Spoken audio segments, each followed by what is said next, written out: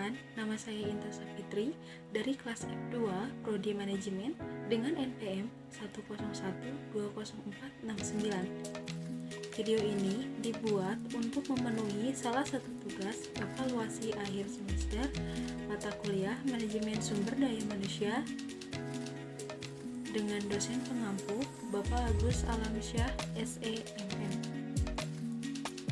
Dalam video kali ini, saya akan mempresentasikan materi mengenai perencanaan karir pada sumber daya manusia. Nah, untuk pembahasan yang pertama mengenai di sini ada makna karir. Apa sih makna karir itu?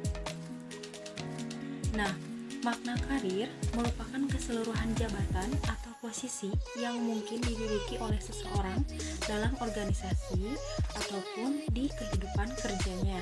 Dan tujuan karir juga merupakan jabatan tertinggi yang akan diduduki seseorang dalam suatu organisasi.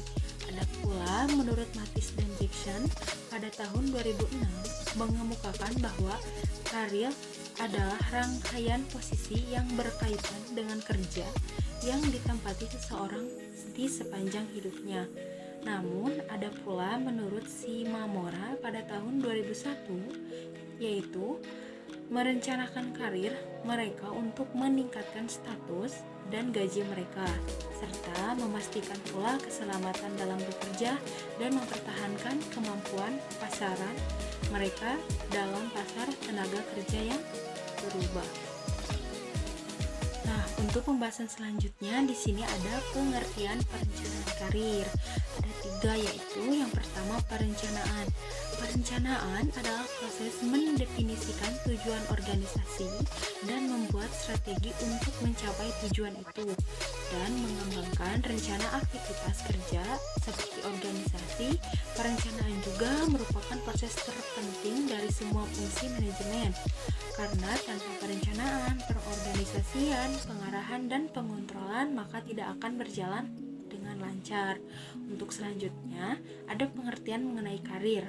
Nah, karir merupakan semua jabatan atau pekerjaan yang dimiliki ataupun dipegang oleh seseorang selama kehidupan bekerja. Untuk yang ketiga, ada perencanaan karir. Apa itu perencanaan karir? Yaitu suatu perencanaan tentang kemungkinan seorang karyawan suatu organisasi atau perusahaan sebagai individu meniti proses kenaikan pangkat atau jabatan sesuai persyaratan dan kemampuan yang ada di dalam diri seseorang tersebut. Lalu di sini juga ada faktor yang mempengaruhi ketercapaian karir. Nah, apa saja sih faktornya? Nah, di sini ada 8 faktor. Yang pertama, prestasi kerja, yaitu faktor yang paling penting untuk meningkatkan dan mengembangkan karir seseorang ataupun karyawan, yaitu dengan prestasi di dalam pekerjaannya, yaitu dalam melakukan tugas serta dipercaya oleh atasan. Tanpa prestasi kerja yang memuaskan, sukar bagi seseorang pekerja untuk diusulkan oleh atasannya agar dipertimbangkan untuk dipromosikan ke pekerjaan atau jabatan yang lebih tinggi di masa depan.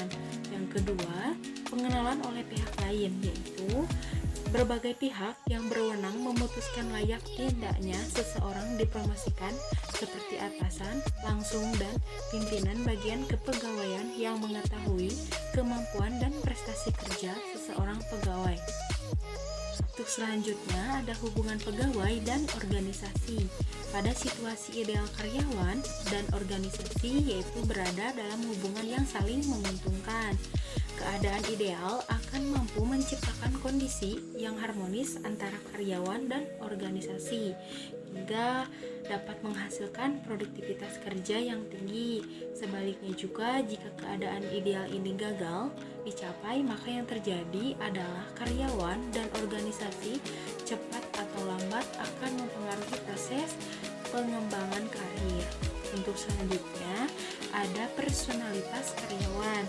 Nah, personalitas karyawan yang menyimpang juga menyebabkan terganggunya manajemen karir karyawan itu sendiri, seperti emosional, apatis, dan ambisius. Karyawan yang apatis akan sulit dibina karena karyawan tidak peduli dengan karirnya sendiri, atau karyawan juga yang cenderung ambisius, yaitu dengan memaksakan kehendak untuk mencapai tujuan karir yang terdapat dalam manajemen karir. Lalu di sini juga ada faktor-faktor eksternal. Nah, aturan dalam manajemen karir di sebuah organisasi menjadi kacau karena adanya intervensi dari pihak luar. Karyawan yang dipromosikan untuk jabatan yang lebih tinggi akan dibatalkan karena adanya orang yang dari luar organisasi. Dengan demikian juga masalah ini dapat mengacaukan manajemen karir yang telah dirancang oleh organisasi. Untuk selanjutnya, politicking dalam organisasi. Nah, faktor-faktornya itu seperti hubungan antar teman dan nepotisme yang lebih dominan dapat mempengaruhi karir seseorang. Nah, untuk yang terakhir ada ukuran organisasi. Ukuran organisasi dalam konteks ini berhubungan dengan jumlah jabatan yang ada dalam organisasi tersebut, termasuk jumlah jenis pekerjaan dan jumlah personel karyawan yang diperlukan untuk mengisi berbagai jabatan dan pekerjaan tersebut. Nah, untuk biasanya juga semakin besar organisasi, maka semakin kompleks urusan manajemen karir karyawan. Namun, kesempatan untuk promosi dan rotasi karyawan juga lebih banyak. Lalu, di sini juga ada manfaat perencanaan karir. Nah, di sini juga yang pertama, mendorong pertumbuhan, yaitu dengan perencanaan karir yang baik, maka akan bisa mendorong semangat kerja karyawan untuk tumbuh dan berkembang lagi, sehingga motivasi para karyawan bisa terpelihara.